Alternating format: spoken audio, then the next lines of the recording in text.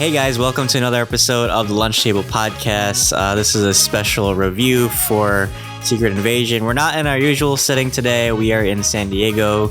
We will be covering some footage for San Diego Comic-Con for 2023, but we wanted to do a special review for Secret Invasion since we've been covering it already. So this is episode 5. Akram, what'd you think of this episode?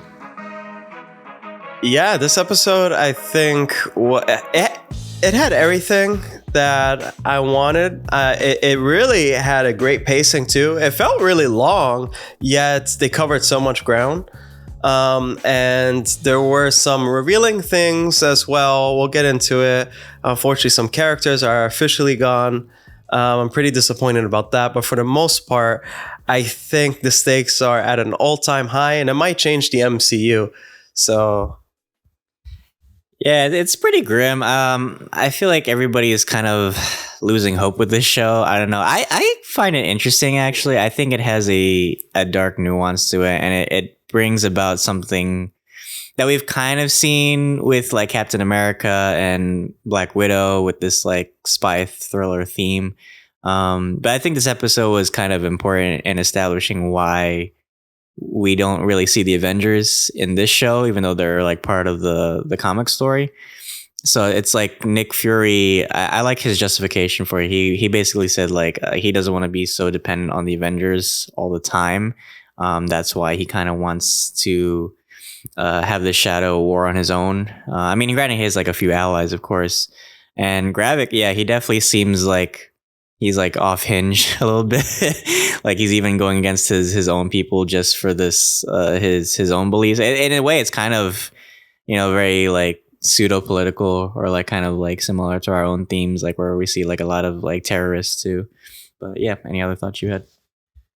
yeah, so Gravik has like this whole plot that he's planning, and it's going to pit Russia and America against one another, and it might cause World War III, especially where New Skrullos, I think that's where it's called, is located, is irradiated completely. So he's gonna like mess that place up even more if he doesn't get what he wants. We also get information on this thing that he wants called the Harvest, which is DNA from different Avengers. I guess they were talking about the Avengers from Endgame when that big battle happened. That's what I took from it. So, you know, I one thing I like about the MCU is how they utilize so many things. Like they leave nothing unused. They always come back later. So I always like that. That kind of reminds me of Agents of S.H.I.E.L.D. Agents of S.H.I.E.L.D. was like that in the past. And then I think... what's her name? Gaia and Nick Fury's Skrull ex-wife. I like that little bond that they had. I mean, there was a great action scene as well. But for the most part, yeah, he is completely unhinged. I keep calling him Garrick for some reason. He's completely unhinged. And I only see one way it can end, because we only have one more episode left. And I really do feel like he's not going to last very long. I can't see him being a reoccurring villain. I think he's just too much of an extremist, and he kind of has to be put down. And maybe that's kind of like real world, you know, ties as well, you know.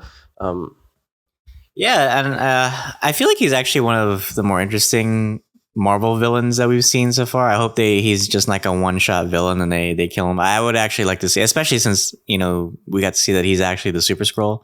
So I'd actually like to see more of him in the MCU. Maybe they could make him like a thing where like he collects like certain powers for like in the comics, like how he collects like the Fantastic Four and the other, you know, Avengers and superheroes. I think that could be cool, but I feel like he's going to be like a one-shot villain because they always tend to kill off, you know, really good villains.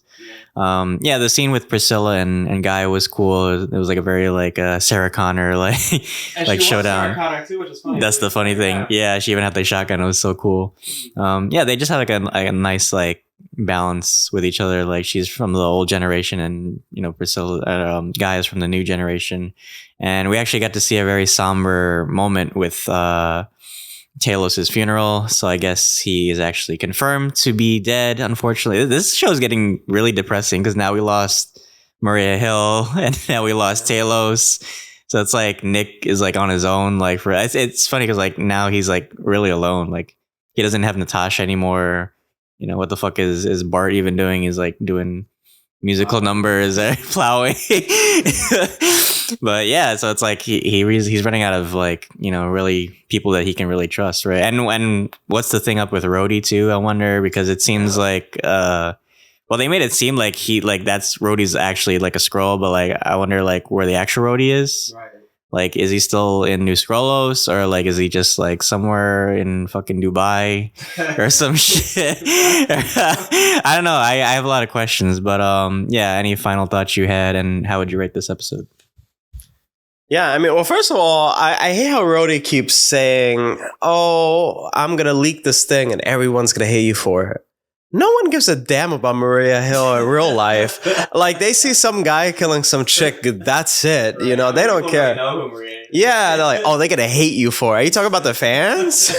We don't hate him. Like, it's so stupid. But yeah, I mean, this episode is really good. I think you guys are definitely going to. I feel like this episode is better than the last episode. And I feel like it does get better and better each episode. It has to be a cup of tea for like the right person. Some people might not like it. I think it's cool because it introduces more violent elements to the MCU, but it's not like untasteful type of violence. It's just what you would expect from a rated R thing. I don't even know if you would consider this rated R, to be honest with you. Probably PG. There were like some ugly scenes in this where like some people get shot in the head and whatnot. So I was actually shocked, but I think it introduces a new level of maturity as well, while maintaining the MCU flavor. And I'm glad we also see that Nick Fury is having his own iconic costume back in this episode. So I can't wait for the next episode. I think it's going to be a giant clash. Again, stakes are at an all-time high. I think more people are going to perish, unfortunately. But one thing's for certain, I think Nick Fury is here to stay, because that guy, he has graves all over, but he does not go in one of them at all. So yeah, I would give this episode, I'd say, I'd probably give it a 9 out of 10 for me. Yeah. What about you?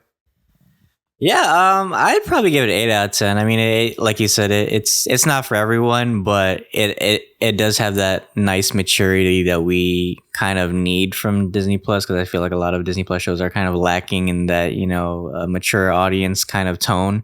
So I'm glad to see that this show takes risks and it's not afraid to be more mature, more adult, and talk about like political ideologies as well, like, you know, like with war and, you know, refugees and all these different ideas. So it's a really cool episode. And I think the show, I mean, there's some issues with it that I do have, but I think it's not bad overall. So I probably give it, this episode, 8 out of 10. But we have one more episode left. So guys, stick with us. Check out our other reviews for Secret Invasion if you haven't already.